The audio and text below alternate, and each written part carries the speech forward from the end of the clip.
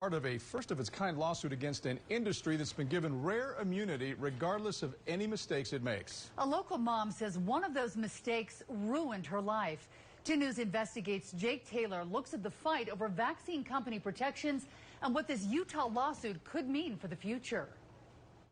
Vaccines work to immunize you from certain diseases, but some complain the government has given complete immunity from accountability to powerful medical companies. Can you describe what you're feeling right now? I feel like I'm being electrocuted from head to toe. Now often bedridden or unable to do much each day, for Brianne Dressen, a few years seems a lifetime ago.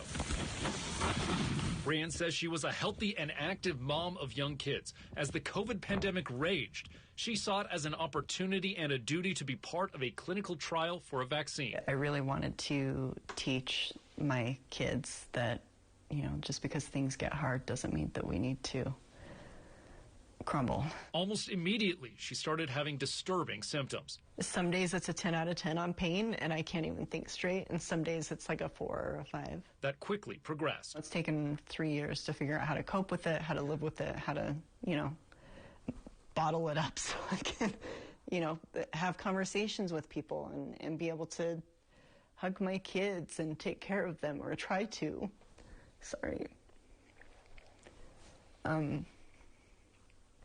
Sorry. With local doctors unsure of what was happening, she went all the way to the National Institutes of Health. And they diagnosed me with post-vaccine neuropathy there. In exams and biopsies like this one, doctors indicate nerves across her body are slowly dying.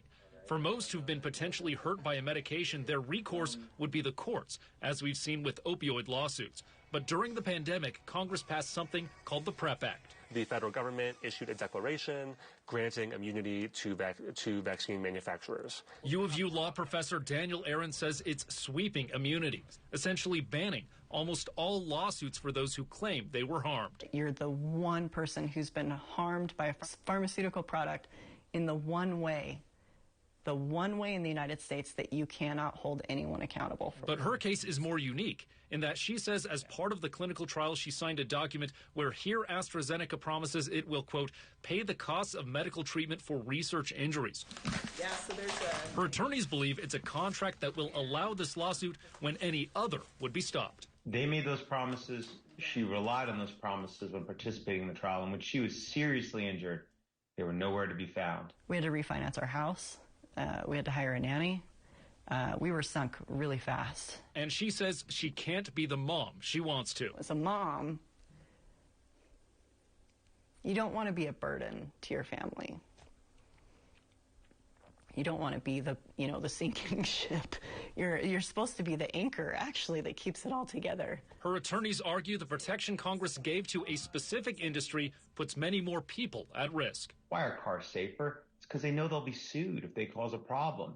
But when you remove the liability, you've taken away the main way, the primary way that product safety is assured. But others say it's well worth the cost, because without these protections, vaccines would have taken much longer or perhaps not have been developed at all. Vaccines are not always the most profitable kind of biomedical product to produce, and yet they're very, very important to keep our society functioning.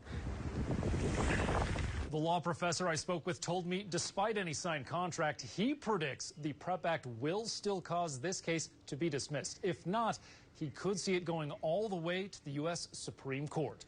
Jake Taylor, KUTV 2 News. Jake, thank you. In Salt Lake City, the size of residential lots